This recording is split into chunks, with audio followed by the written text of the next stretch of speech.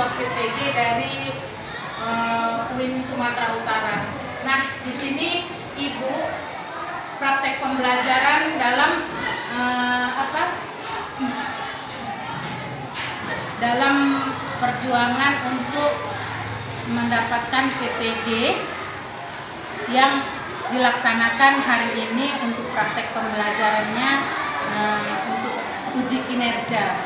Nah, hari ini yang mau Ibu sampaikan adalah materi tentang Khulafaur Rasyidin. Apa itu?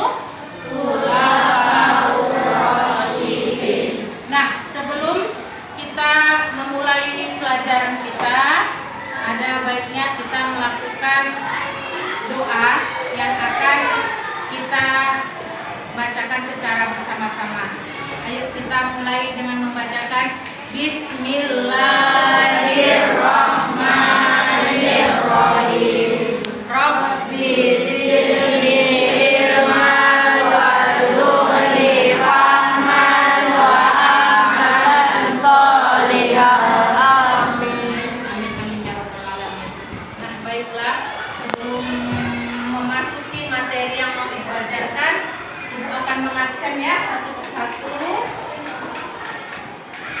Di sini Ibu panggil namanya.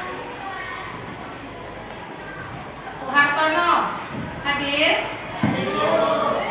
Sulastri hadir. Suyanti hadir. Indrawati hadir. Alhamdulillah, semuanya satu persatu Ibu lihat hadir semua ya. Semoga yang tidak hadir dan mengalami sakit hari ini kita doakan semoga sehat kembali di waktu yang akan datang. Oke, sekarang kita mau belajar tentang apa ini? Khulafaur Rasyidin. Nah, ini dia. Maaf ya, jadi hari ini kita tidak menggunakan infokus karena infokus kita ini sedang mengalami kerusakan. Nah, Ibu sekarang mau bertanya tentang sedikit Khulafaur Rasyidin. Ya, Khulafaur Rasyidin. Khulafaur Rasyidin. Apa itu Khulafaur Rasyidin? Coba siapa yang tahu angkat tangannya? Ayo, angkat saja. Ayo, tidak akan dimarah. Nanti Ibu kasih hadiah kalau betul. Nah, ada yang tahu apa itu pengertian dari Khulafaur Rasyidin? Ayo, Khulafaur Rasyidin itu iya, pengganti yang ditun. Oke, beri tepuk tangan untuk nah, kemudian ada lagi pertanyaan kedua. Yang menjadi Khulafaur Rasyidin itu kan para sahabat. Coba dulu, sahabat-sahabat Rasul yang ditunjuk itu siapa-siapa saja? Nah, siapa satu siapa? Nah, udah Abu Bakar, ada lagi?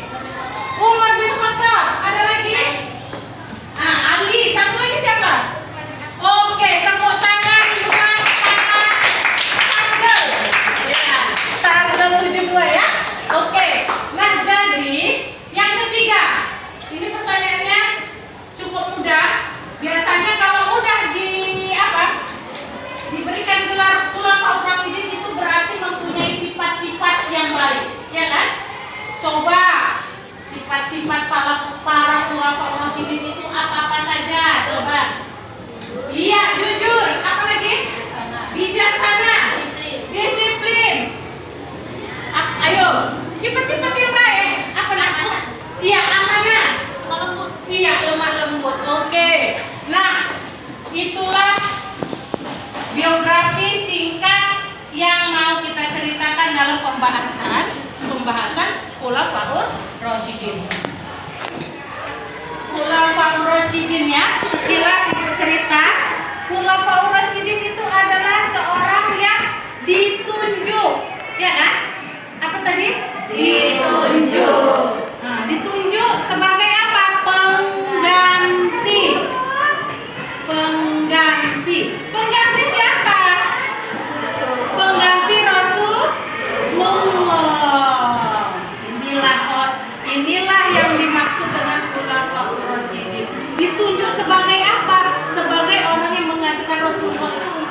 menyebarkan atau mengembangkan agama Islam.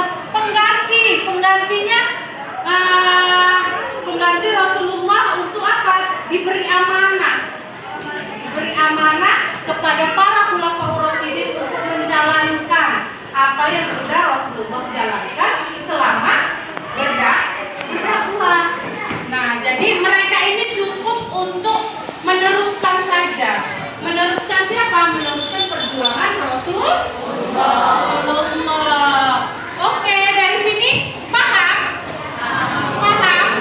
Jadi di sini khulafaur rasyidin ini ada berapa? Berapa orang? Ada 4 orang. Ini 4 orang para siapa? Para sahabat.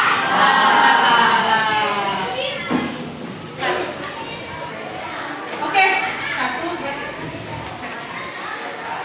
Oke, selanjutnya dari yang keempat orang ini siapa saja? Di antaranya yang pertama siapa yang diangkat pertama kali menggantikan Rasulullah? Siapa? Abu Bakar. Apa gelarnya? As-Siddiq. Nah, ini kita mau cerita Abu Bakar ya. Cerita Abu Bakar. Abu Bakar ini siapa? Nah,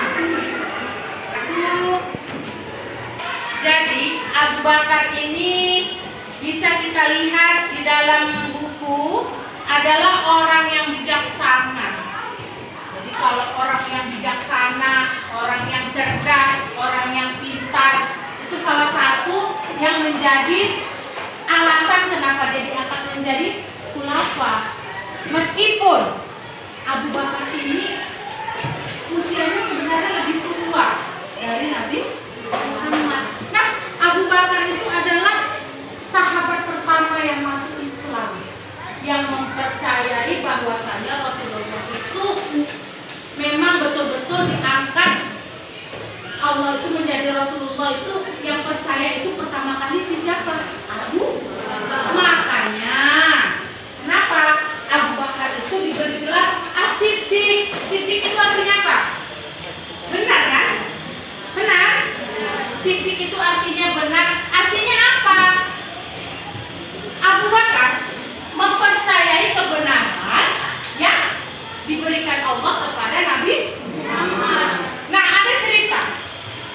Sewaktu Nabi Muhammad itu mengadakan Isra Mi'raj dari Masjidil Haram ke Masjidil Aqsa, itu banyak kafir Quraisy itu nggak percaya dalam waktu 1 malam.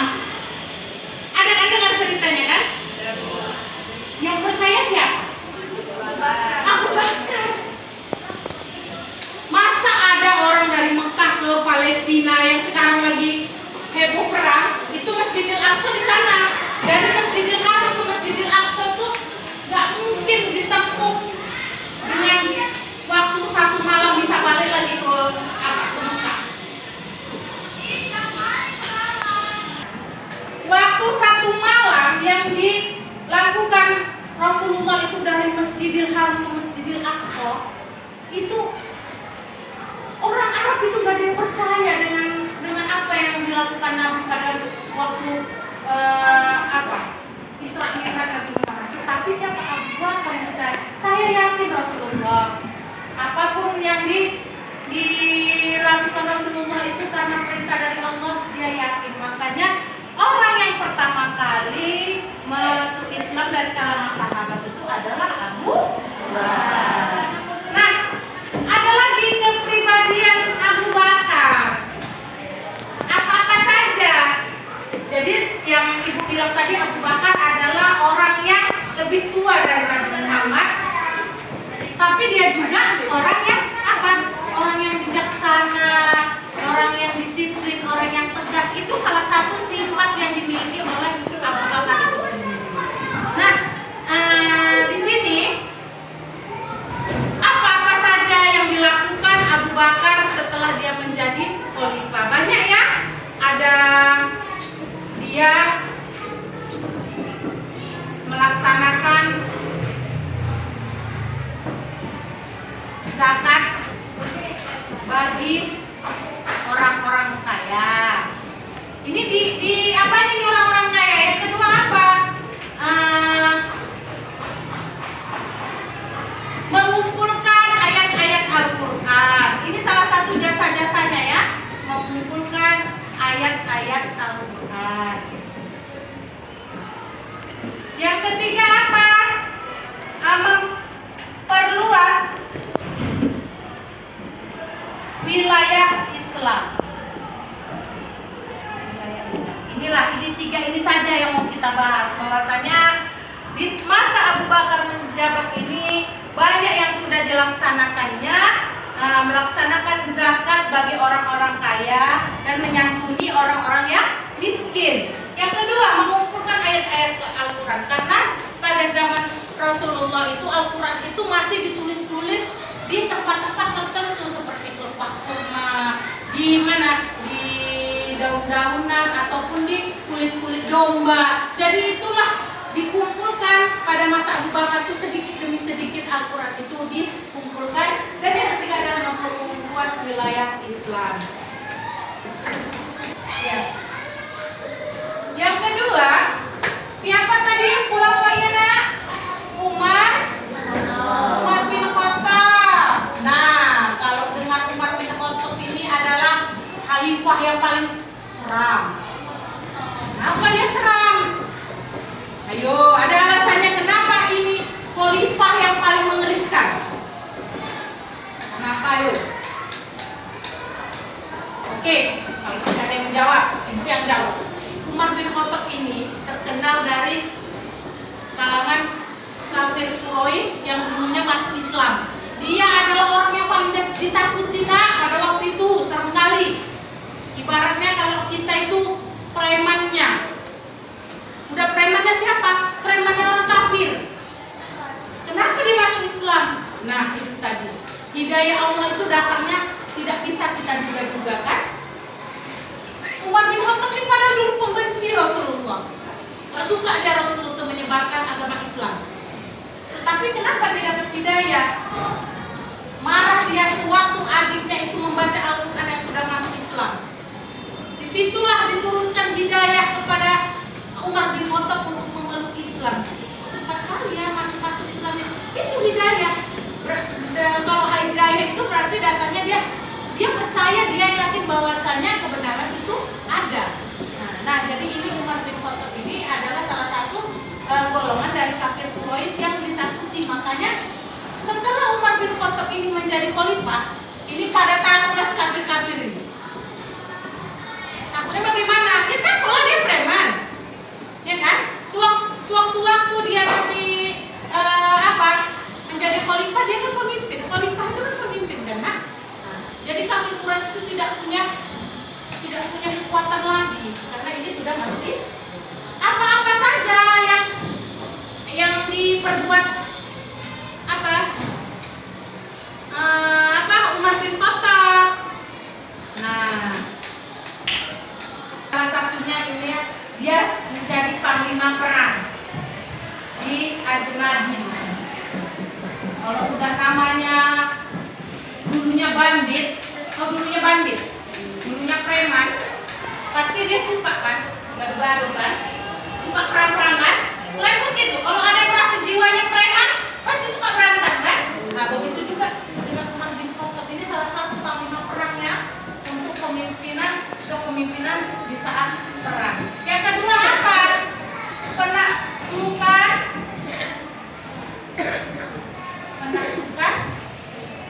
Baitul Maqdis. Jadi Baitul Maqdis itu yang menaklukkan itu si Umar bin Khattab. Yang ketiga, penaklukan Irak. Nah, ini kalau penaklukan Irak ini berarti dia memperluas kekuasaan sampai ke Irak. Sampai sini paham? Bahwasanya ini mempunyai sifat yang tegas, ya, berani, tanggung jawab. Yang satu lagi apa? Keras. Inilah salah satu sikap-sikap yang ditunjukkan oleh Umar bin Khattab. Yang ketiga ini adalah siapa nak? Utsman bin Affan.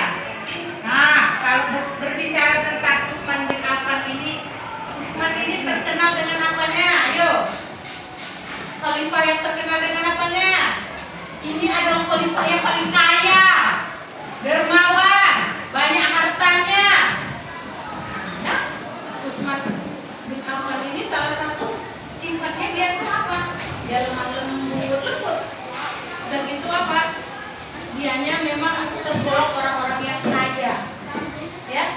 Jadi dia memperjuangkan Islam itu bukan hanya dengan dia menyebarkan dengan cakap-cakap aja. Dia menyebarkan Islam itu karena apa? Karena kekayaannya, di hartanya itu disedekahkan kepada orang-orang yang susah yang sudah memeluk Islam dan membangun bangunan-bangunan itu dengan menggunakan harta Utsman bin Affan. Ya makanya dia terkenal dengan sahabat dengan kedermawanannya. Udah ya. Yang keempat siapa? Ali bin Abi Thalib. Nah, Ali bin Abi Thalib. Ini Ali bin Abi Thalib ini siapa ini sebenarnya? Sepupu Nabi. Dia apa pula lagi? Menantu Nabi. Nah, jadi ini Ali bin Abi Thalib ini adalah anak dari paman Nabi siapa? Siapa? Abu Thalib.